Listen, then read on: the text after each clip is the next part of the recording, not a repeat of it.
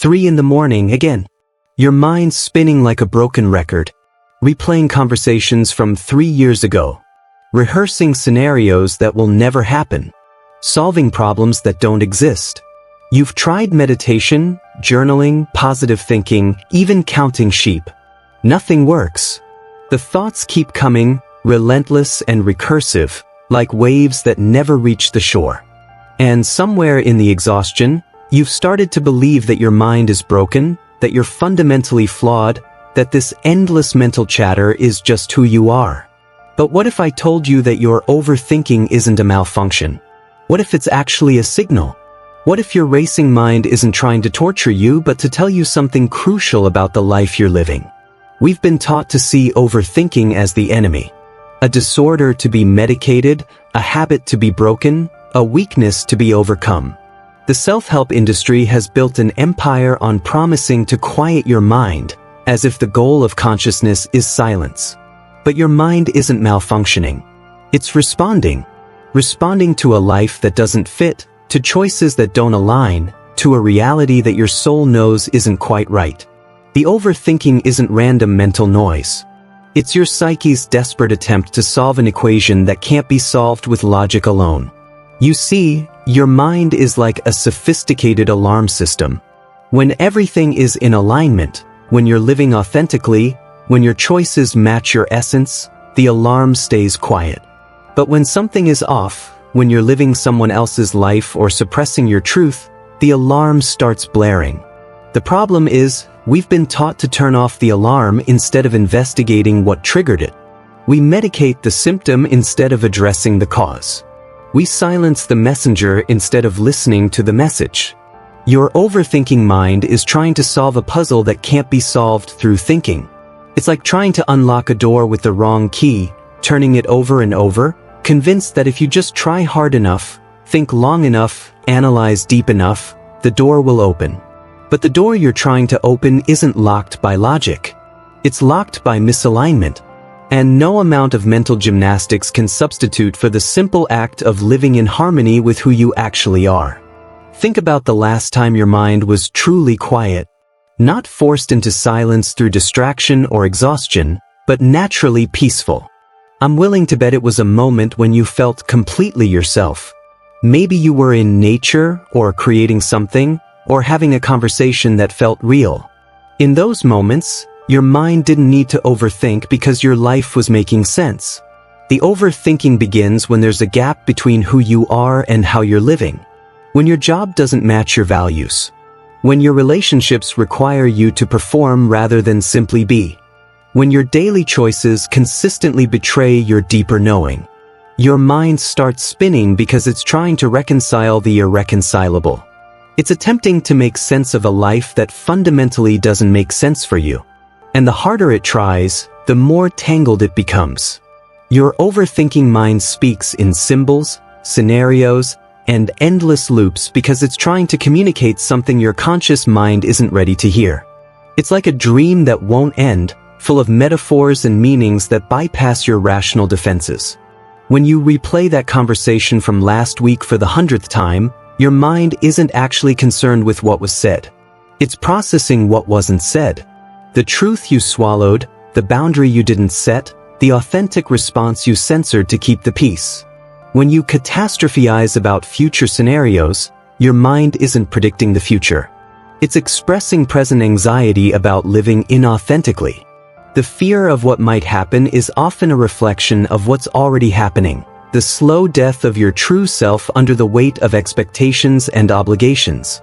When you analyze every possible outcome of a decision, your mind isn't trying to find the perfect choice. It's stalling because it knows the real choice isn't between options A and B. The real choice is between continuing to live for others or finally living for yourself. We live in a culture that breeds overthinking. A society that rewards performance over presence, achievement over authenticity, doing over being. We're taught to optimize everything, to have a plan for every contingency, to think our way to happiness. But consciousness doesn't work like a computer. You can't debug your way to peace. You can't think your way to truth.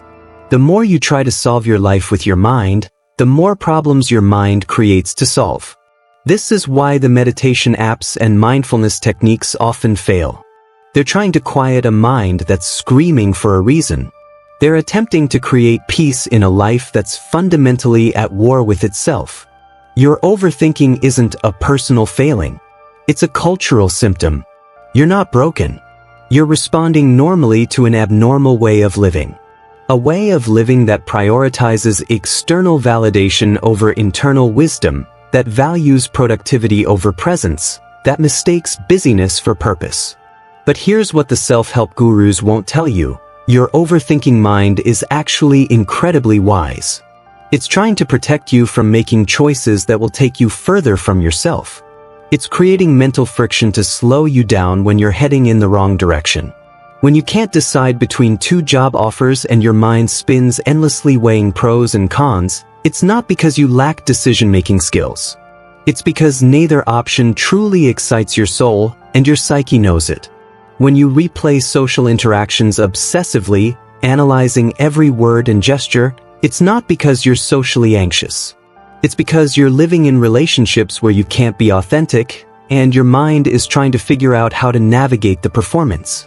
When you worry constantly about the future, it's not because you're a pessimist. It's because you're living a present that doesn't align with your values, and your soul is anxious about where this path is leading. The overthinking is your inner wisdom trying to course correct. It's your authentic self staging a rebellion against the life you've built for approval rather than alignment. So why don't the traditional solutions work? Because they're treating the symptom, not the source. They're trying to quiet the alarm instead of addressing what triggered it. Meditation can be beautiful when it emerges from a life in alignment. But when it's used as a band-aid for a life that's fundamentally out of sync, it becomes another form of spiritual bypassing. You're not finding peace. You're finding temporary relief from the discomfort of living inauthentically. Positive thinking fails because you can't think your way out of a life that doesn't fit. You can't affirm your way to authenticity. The mind that's trying to convince you everything is fine is the same mind that knows everything isn't fine. Cognitive behavioral therapy can help you manage the symptoms of overthinking, but if the root cause is misalignment, you're essentially learning to be more comfortable in a life that's slowly killing your soul. The real solution isn't to stop thinking. It's to start living in a way that gives your mind less to think about. It's to create a life so aligned with your truth that your psyche can finally relax. The first step isn't to silence your overthinking mind, but to listen to it. Really listen. Not to the surface content of the thoughts, but to the deeper message they're trying to convey. What is your mind really worried about? What is it trying to solve? What is it trying to protect you from? When you stop fighting the thoughts and start investigating their purpose, patterns begin to emerge. You might notice that your mind races most when you're about to make a decision that takes you further from your truth, or when you're in environments that require you to suppress your authentic self, or when you're with people who don't really see you. Your overthinking mind is like a smoke detector. It's not the problem. It's alerting you to the problem. And the problem is usually some form of self-abandonment. Some way you're betraying your own knowing to fit in, to be loved, to be safe. The courage to listen means being willing to hear what your mind is really saying. This doesn't feel right. This isn't who we are. This isn't where we belong. When you begin to live authentically, something miraculous happens. The mental chatter doesn't disappear overnight, but it begins to change quality. Instead of anxious loops, you start having creative thoughts. Instead of worst-case scenarios, you start imagining possibilities. Authentic living means making choices based on internal resonance rather than external expectation. It means saying yes to what expands you and no to what contracts you. It means honoring your energy, your values, your intuition, even when others don't understand. This doesn't mean being selfish or irresponsible. It means being responsible to your soul as well as your obligations. It means finding ways to meet your commitments while honoring your truth. It means creating a life that doesn't require you to abandon yourself to maintain it. When your external life begins to match your internal truth, your mind has less to reconcile. The gap between who you are and how you're living begins to close. And as it does, the mental spinning slows down. But here's what no one tells you about the journey from overthinking to authentic living. It gets worse before it gets better. As you begin to honor your truth, your mind might initially spin even faster. This is because you're disrupting patterns that have been in place for years, maybe decades. You're questioning choices you've already made, relationships you've already committed to, paths you're already walking. Your mind goes into overdrive trying to figure out how to navigate this transition. This is normal. This is necessary. This is not a sign that you're doing something wrong. It's a sign that you're doing something real. The caterpillar doesn't become a butterfly without first dissolving into soup. During this transition, be gentle with yourself. Your mind is working overtime to help you navigate uncharted territory. It's trying to keep you safe while you transform everything that once felt secure. The key is to remember that this mental intensity is temporary.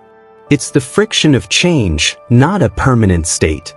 As you settle into your new way of being, as your life begins to align with your truth, the mental noise will naturally subside. Here's the paradox. The more you try to control your thoughts, the more they control you. The more you fight the overthinking, the stronger it becomes. But the more you align your life with your truth, the less your mind needs to think. This is why willpower fails and alignment succeeds. You can't muscle your way to mental peace. You can't force your mind to be quiet, but you can create conditions where quiet naturally emerges. It's like trying to calm turbulent water by stirring it versus removing the source of the turbulence. When you address the misalignment that's creating the mental chaos, the chaos naturally settles. This requires a fundamental shift in approach. Instead of asking, "How can I stop overthinking?" start asking, "What is my overthinking trying to tell me?" Instead of fighting the symptom, investigate the source. Your overthinking mind, for all its exhausting intensity, has gifts. It's made you incredibly perceptive. You notice things others miss. You see patterns, connections, possibilities. You've developed a sensitivity to energy, to truth, to authenticity. These aren't flaws to be fixed. They're superpowers to be channeled. The same mind that tortures you with endless loops is capable of incredible creativity, deep insight, and profound wisdom when it's aligned with your truth. Many of the world's greatest artists, writers, and innovators were overthinkers. The difference is they learned to channel their mental intensity toward authentic expression rather than anxious rumination. Your overthinking mind isn't your enemy. It's your ally that's been working with faulty information. Give it accurate data about who you are and what you want, and it becomes your greatest asset. So how do you begin to align your life with your truth? It starts small. It starts with tiny choices that honor your authentic self rather than your performing self. Maybe it's saying no to a social event that drains you.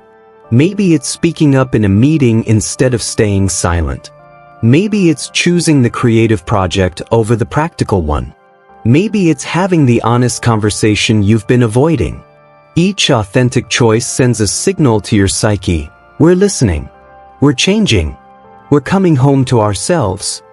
And with each signal, the mental alarm system begins to relax. This isn't about making dramatic life changes overnight.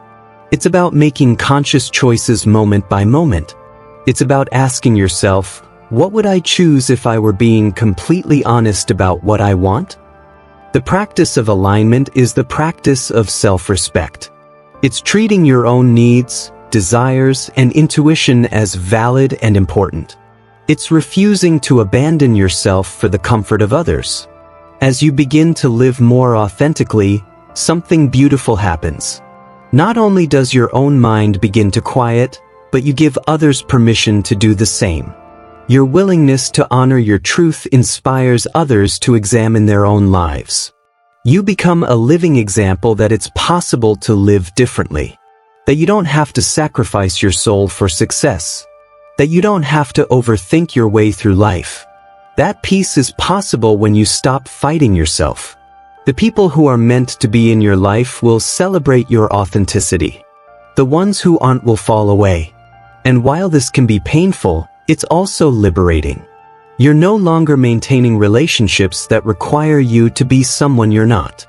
Your authentic living becomes a beacon for others who are still trapped in the cycle of overthinking and misalignment.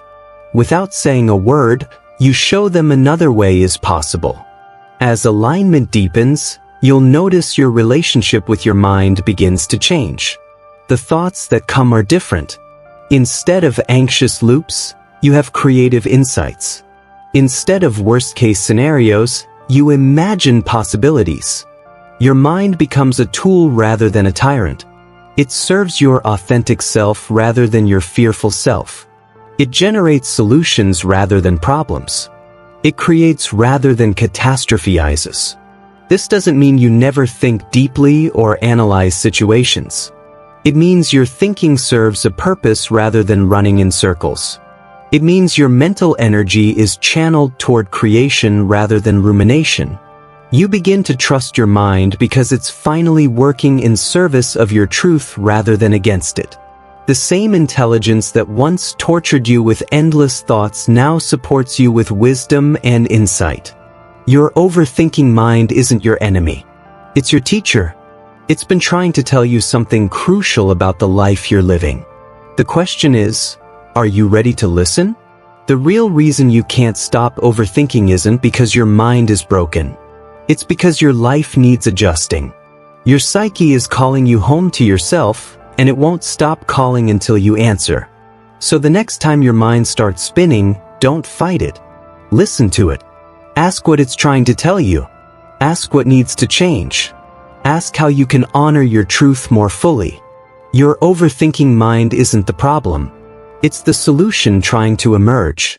And when you finally listen to what it's been trying to say, you might just find the peace you've been thinking your way toward all along. The quiet you seek isn't on the other side of silencing your mind. It's on the other side of honoring your truth.